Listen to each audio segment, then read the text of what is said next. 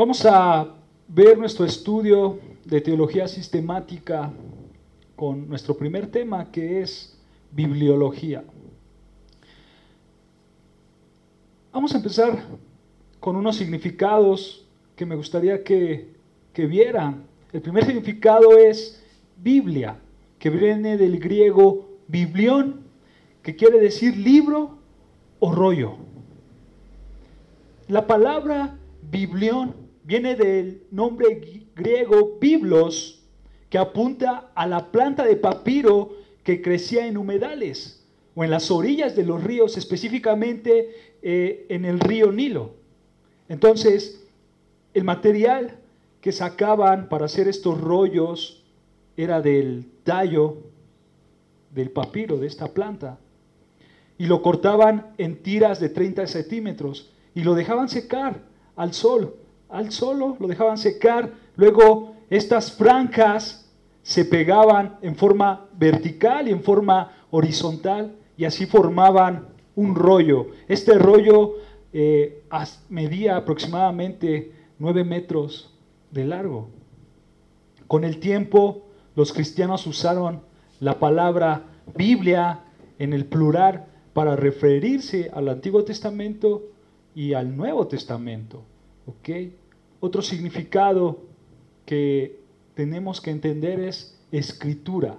Escritura viene del griego grape, que quiere decir escrito, solamente escrito.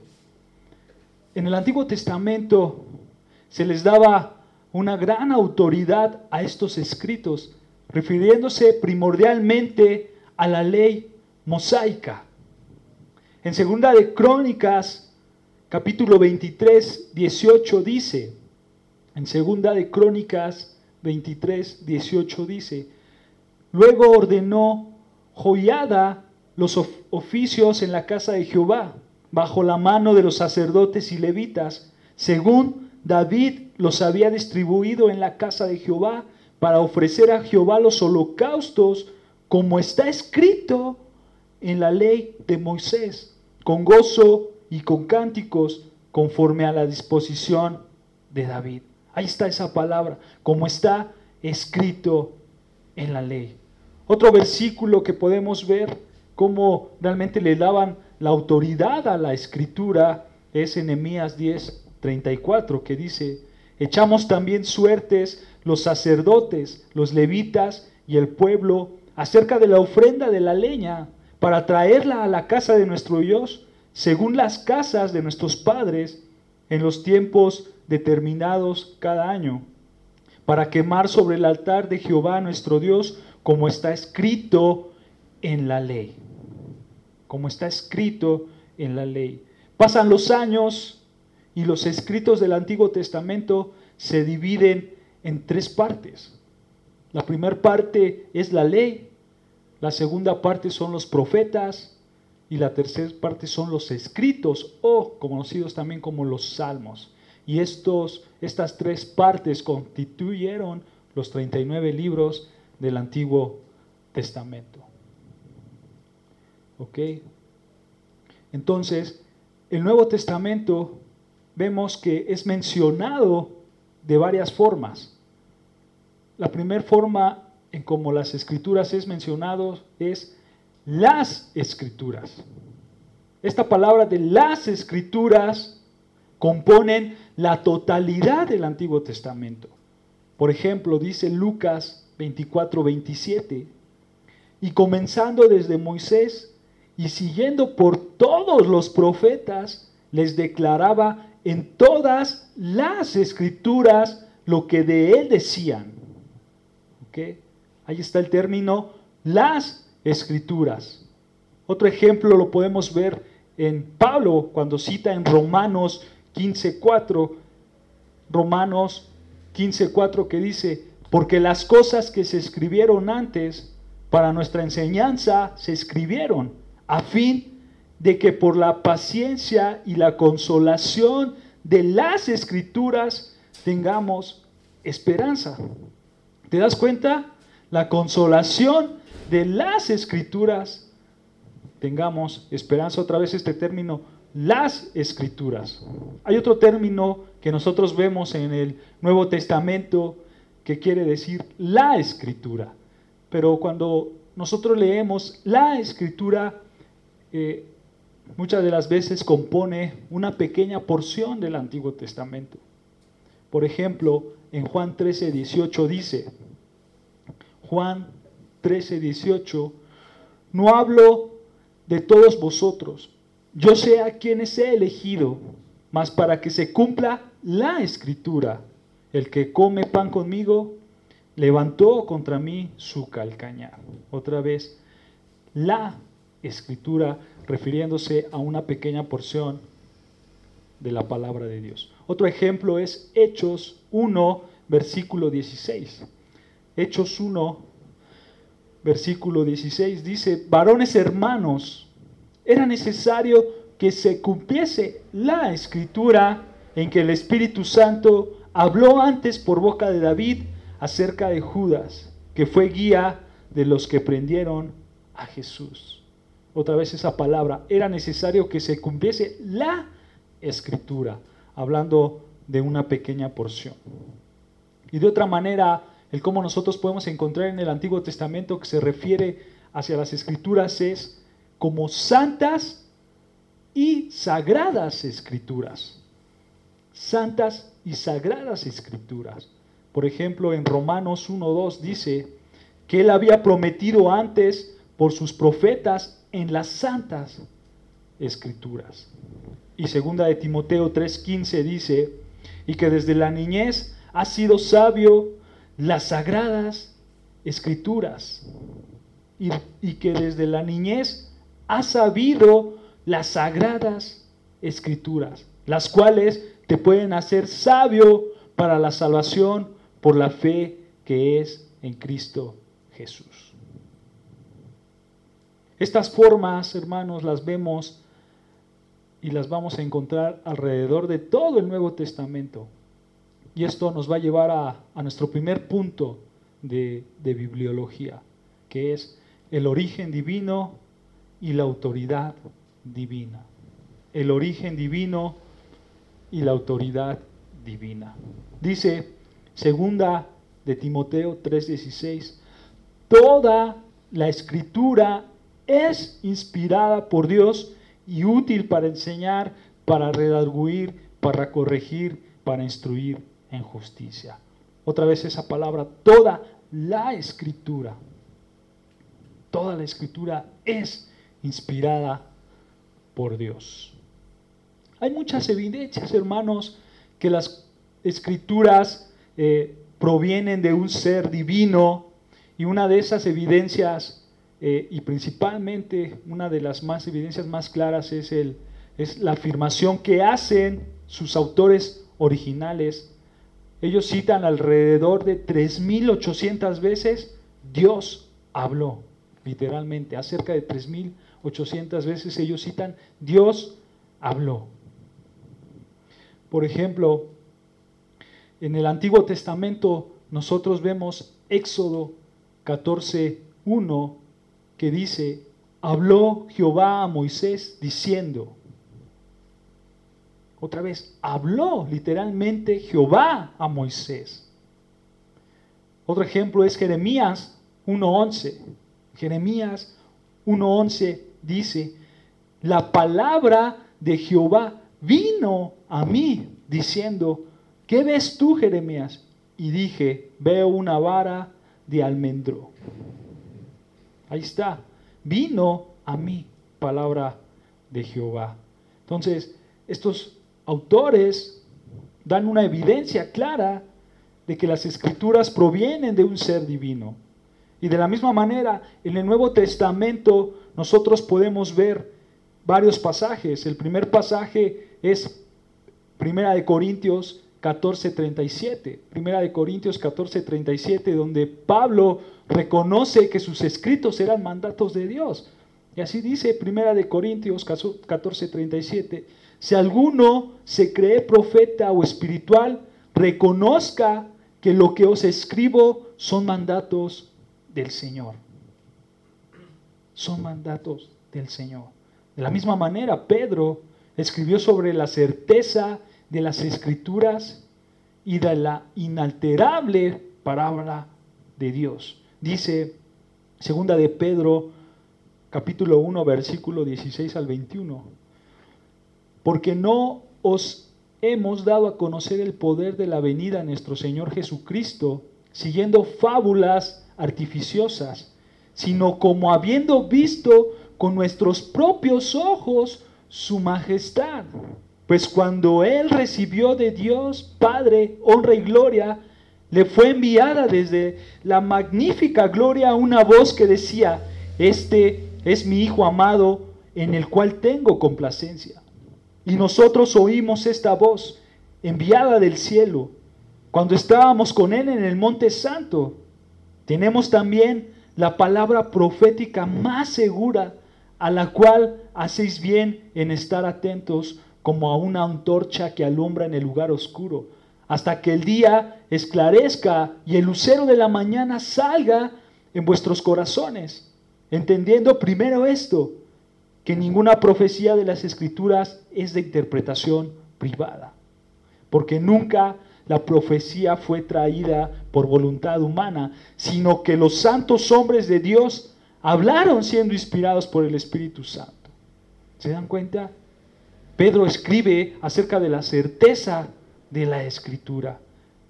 Y otro ejemplo, hermanos, es Juan. Cuando Juan reconoce que sus enseñanzas provienen de Dios y rechazarlas es rechazar a Dios. Dice la primera carta de Juan, capítulo 4, versículo 6. Nosotros somos de Dios. El que conoce a Dios nos oye. El que no es de Dios no nos oye. En esto conocemos el espíritu de verdad y el espíritu de error. Entonces, hermanos, todos los escritores de la Biblia eran personas confiables. Ellos defendían la integridad de las Escrituras a pesar de sus intereses personales. Un gran ejemplo de él es Jeremías.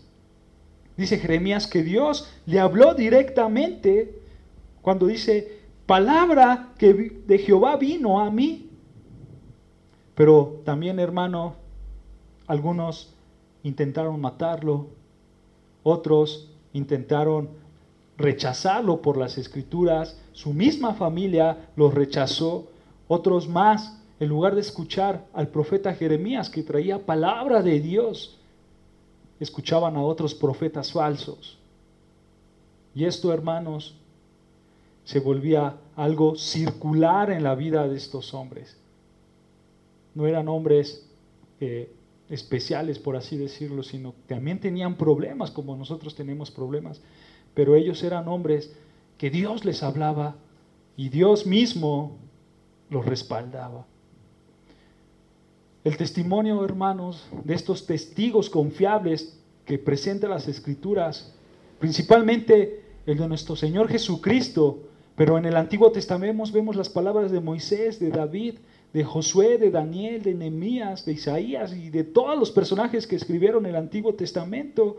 Y de la misma manera, en el Nuevo Testamento vemos las palabras de Juan, de Pablo, de Pedro, y ellos afirman la autoridad e inspiración verbal de las Sagradas Escrituras. Otra prueba, hermano, de su origen divino de las Escrituras es la continuidad de las enseñanzas. Por esta razón, hermanos, la Biblia es muy diferente a otros libros religiosos. Por ejemplo, el Corán islámico.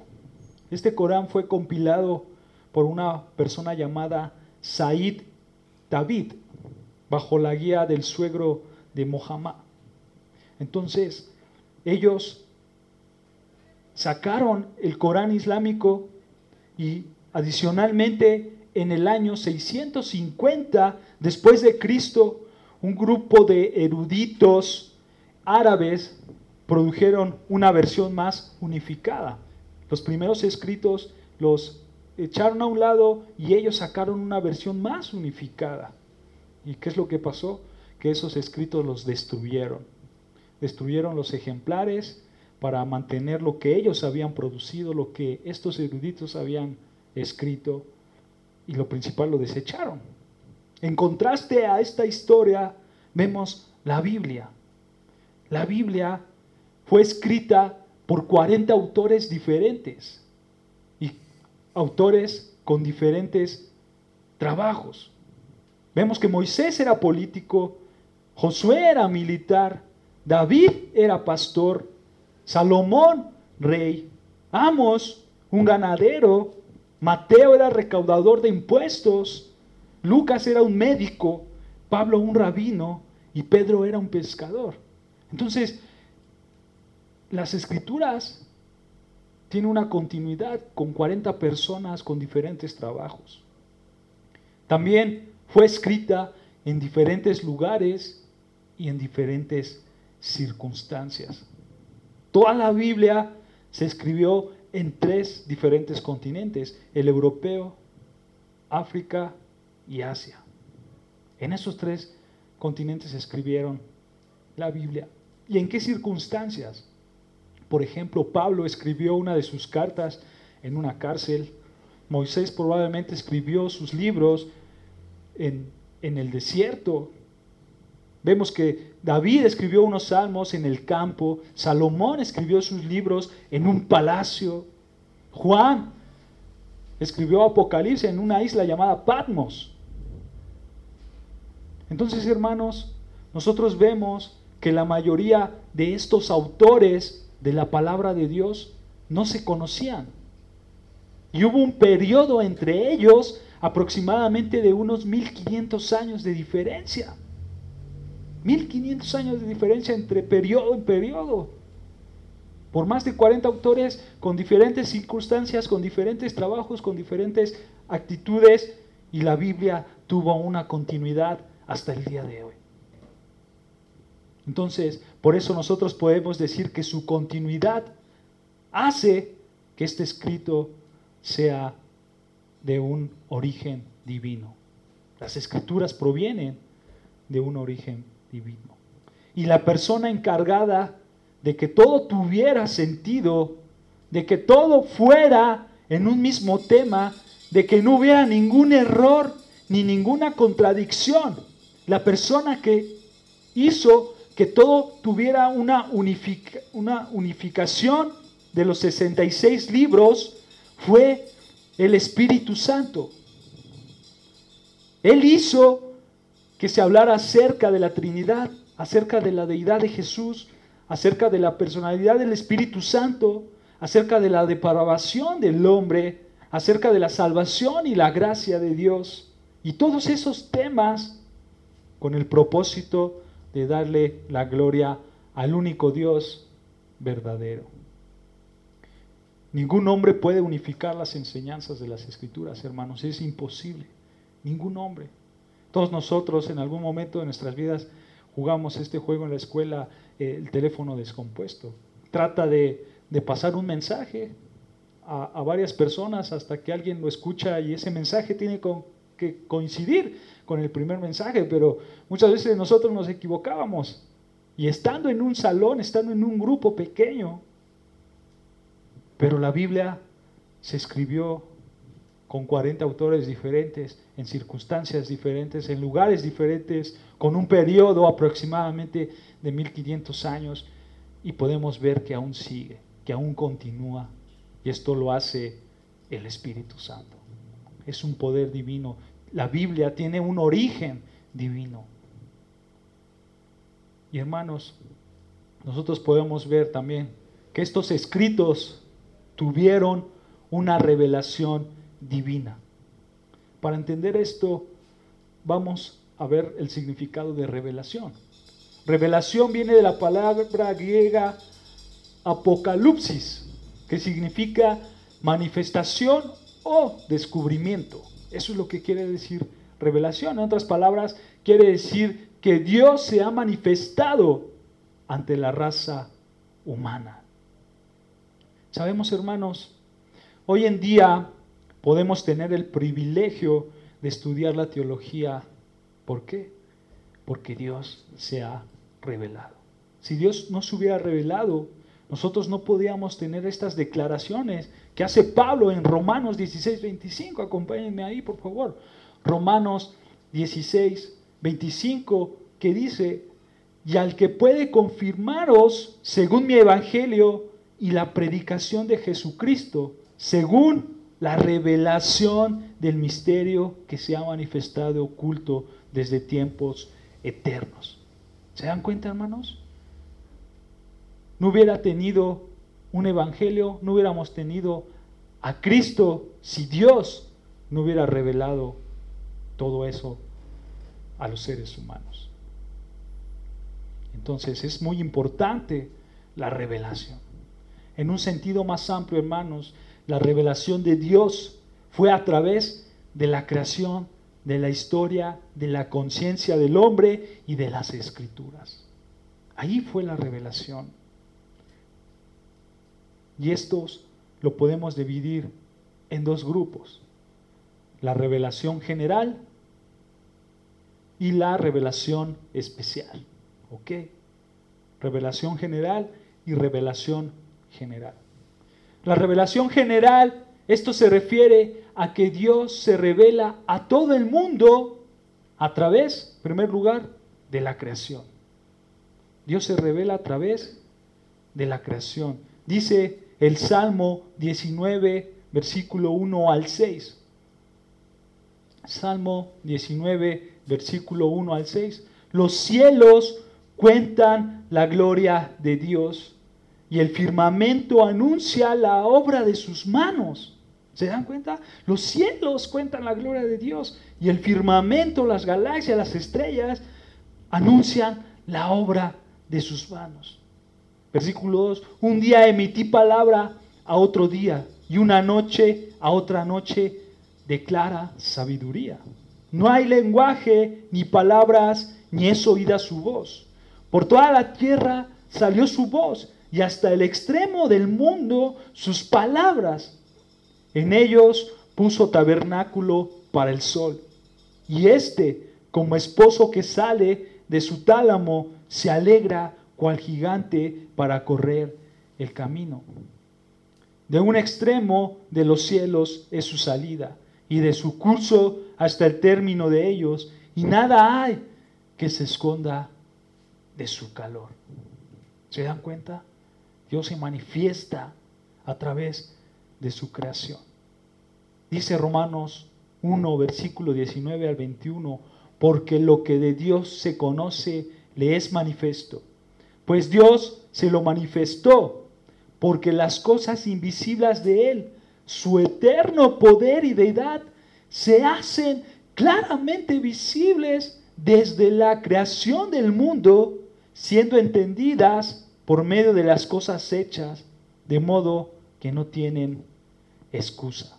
Pues habiendo conocido a Dios, no le glorificaron como a Dios, ni le dieron gracias, sino que se envanecieron en sus razonamientos, y su necio corazón fue entenebrecido. ¿Se dan cuenta, hermanos? Dios se ha manifestado en la creación del mundo. Ahí podemos ver a Dios. De modo que no tienes excusas para decir que no hay un ser supremo. Dios se ha revelado a través de la creación. Algunos científicos, hermanos, ellos han declarado que Dios existe. Ellos declaran que el universo no es eterno, y si no es eterno, entonces tiene un comienzo. Y si tiene un comienzo, es porque tiene un creador. ¿Ok? Eso es lo que dicen los científicos. Algunos, no todos, pero algunos dicen, hay un Dios porque el universo fue creado por un ser supremo a Dios. Otra revelación general es, y la podemos ver en su providencia, en la providencia de Dios. Dice Mateo 5:45, para que seáis hijos de vuestro Padre que está en los cielos, que hace salir su sol sobre malos y buenos, y que hace llover sobre justos e injustos. Dios se revela a través de la creación, pero también se revela a través de la providencia. Él deja, así como dice Mateo, Él deja salir el sol sobre buenos y malos. Esa es la providencia de Dios. Y también encontramos, hermanos, que Pablo le dice a la gente de Listra que la bondad providencial de Dios fue un testigo para ellos. Eso lo encontramos en Hechos 14:17. Entonces, la providencia de Dios es un ejemplo de la revelación general de nuestro Señor. Y otro ejemplo que nosotros podemos ver acerca de la revelación general es la conciencia. La conciencia, dice Romanos 2:14-15. Romanos 2:14-15. Porque cuando los gentiles que no tienen ley hacen por naturaleza lo que es de la ley, estos, aunque no tengan ley, son ley para sí mismos, mostrando la obra de la ley escrita en sus corazones, dando testimonio su conciencia y acusándoles o defendiéndoles sus razonamientos. Ahí está, hermanos. Podemos observar que la conciencia de Dios, Él ha puesto en nosotros su ley. ¿Y qué es lo que va a hacer? Que nos va a enseñar qué es lo bueno y qué es lo malo. Te va a culpar y te va a decir, tú hiciste bien o tú hiciste mal. Y Dios puso esa ley en tu corazón y por tal motivo puedes saber que hay un creador. Que hay un creador. Entonces, hermanos, Dios se ha revelado al hombre a través de la creación, de su providencia y de su conciencia. ¿Ok?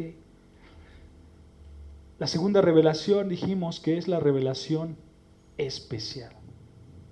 La revelación especial. Esta revelación es, como dice su nombre, es algo especial. ¿Por qué? Porque solo se manifiesta a un grupo de personas o a una persona en particular. Pero tenemos que saber, hermanos, que el centro de esta revelación es Cristo. El centro de esta revelación es Cristo. Dice Hebreos 1:3, el cual, siendo el resplandor de su gloria y la imagen misma de su sustancia. Cristo es la revelación. Cristo es Dios y se ha revelado a la humanidad. Es por eso que es una revelación especial. ¿Ok? El cual, siendo el resplandor de su gloria y la imagen misma de su sustancia. ¿Ok? Entonces, Cristo es parte de la revelación especial. ¿Por qué? Porque no todos lo conocen y porque no todos creen en Él. ¿Ok? Otra forma de revelación especial son las visiones que tuvieron los hombres, los sueños, los ángeles. Las escrituras mismas son revelación especial y las teofanías. Aquellas teofanías son aquellos momentos donde la presencia de Dios se manifiesta en alguna cosa. Por ejemplo, en Éxodo 13:21 dice, y Jehová iba delante de ellos de día en una columna de nube para guiarlos por el camino y de noche en una columna de fuego para alumbrarles a fin de que anduviese de día y de noche. Ahí está, Dios vemos en una teofanía, ¿ok? En una forma aquí como una columna de fuego y estaba la presencia de Dios. Otro ejemplo claro es Moisés, cuando Moisés sube al monte y Dios se le aparece en forma de una zarza ardiente. Eso es una teofanía. No es que Dios sea esa zarza, sino que la presencia de Dios estaba en esa zarza. Ok, hermanos, esa es una teofanía. Pero hay algo que tenemos que entender, hermanos, y es que la revelación general de Dios es suficiente para conocer a Dios. Ok, pero no es suficiente para la salvación. Para poder ser salvos, hermanos, necesitamos la revelación especial. ¿Ok? Por ejemplo, cualquier persona en el mundo, así esté escondida en la selva más profunda de este mundo, Él puede llegar por el simple conocimiento, por ver la creación de Dios, él puede llegar a la conclusión que existe un Dios. Pero esa persona no puede llegar a ser salva. ¿Por qué? Porque necesita a Cristo. Necesita una revelación especial. ¿Ok, hermanos? Entonces, cualquier persona en el mundo puede conocer a un Dios, a un Creador, a través de esta revelación general que Él ha dado, a través de la conciencia, a través de la creación, a través de la providencia, puede conocer que hay un Dios, pero esa persona no puede ser salva sino hasta que Cristo entre en sus vidas, hasta que Él tenga la revelación especial. ¿Ok? La próxima clase continuaremos con el siguiente parte de bibliología. Hasta aquí el estudio, hermanos.